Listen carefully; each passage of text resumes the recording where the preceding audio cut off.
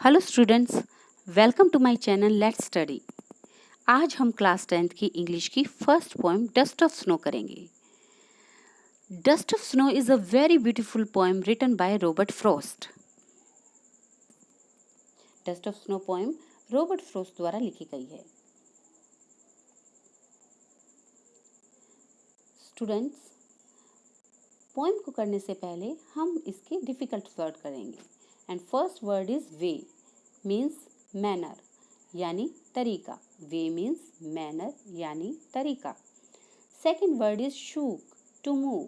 Shook, to move यानी हिलाना। Shook का मतलब होता है हिलाना। Hemlock, a poisonous tree. Hemlock, a poisonous tree means एक जहरीला पेड़, जिसे हम धतूरा भी कहते हैं। Rude, regretted deeply. रूड का मतलब है रिग्रेटेड डीपली यानी बहुत ज़्यादा पछताना।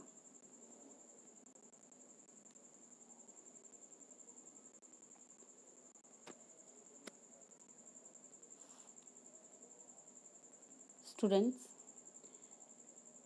डस्ट ऑफ स्नो एक रॉबर्ट फ्रॉस्ट की बहुत सुंदर पोएम है, जिसके थ्रू पोएट अपने रीडर्स को एक मैसेज देना चाहते हैं कि हर एक को नेचर को एंजॉय करना चाहिए।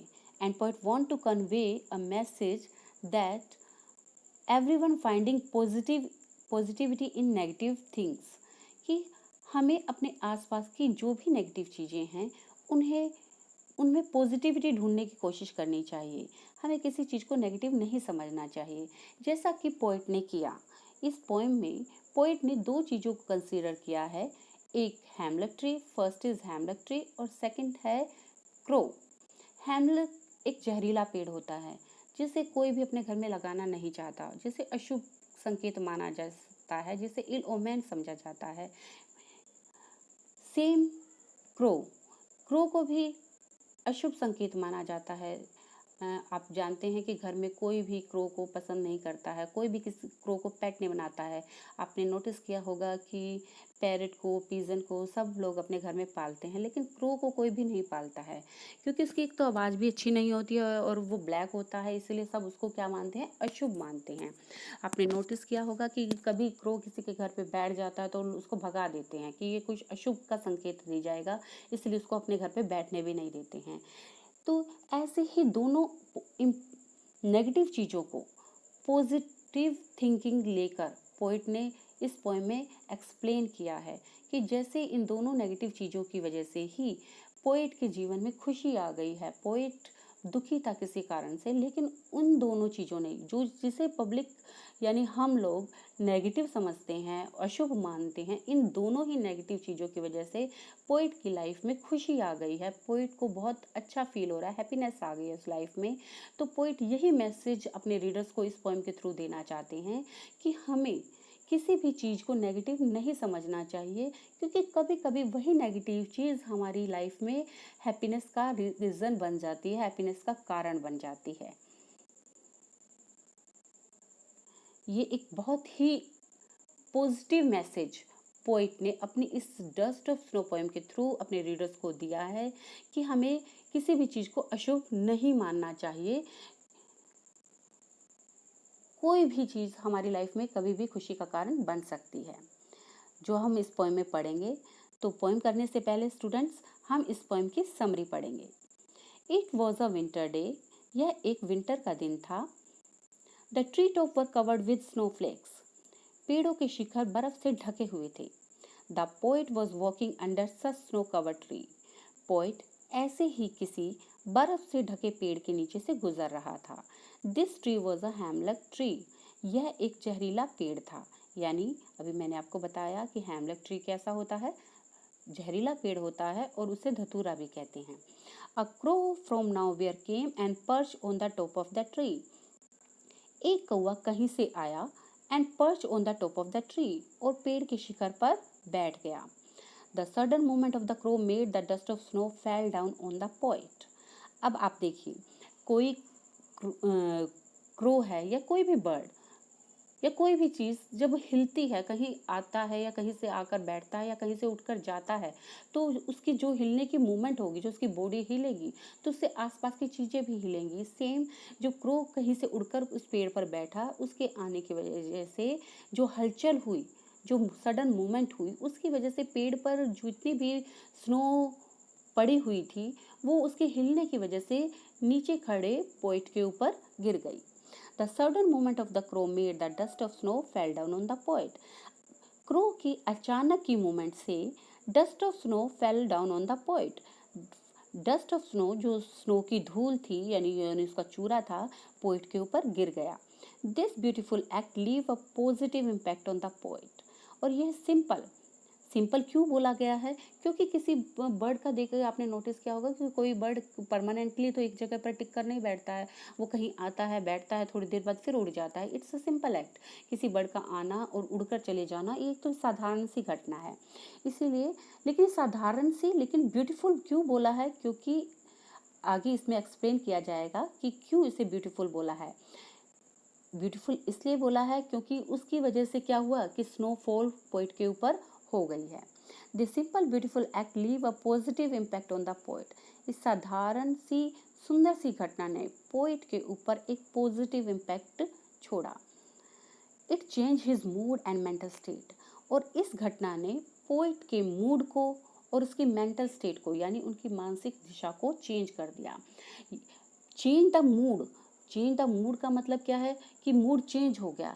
इट मीन्स पोइट पहले दुखी था और किसी वजह से वो दुखी था, और अब जैसे स्नोफॉल हुई तो पोइट को बहुत अच्छा फील हुआ और उसको हैप्पीनेस फील हुई, उसको खुशी फील हुई। Before this incident, poet had decided in his mind that they would go waste. क्योंकि इस घटना से पहले कौन सी घटना की बात चल रही है यहाँ पे ये बात चल रही है जो स्नोफॉल पोइट के ऊपर हुआ है। उस घटना से पहले पोइट ने डिसाइड कर लिया था कि उसका पूरा दिन वेस्ट होने वाला है।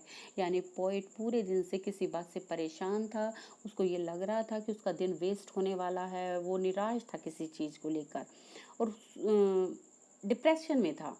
तो लेकिन उस घटना के बाद now the snowflakes on him make him realizes whole day has not wasted.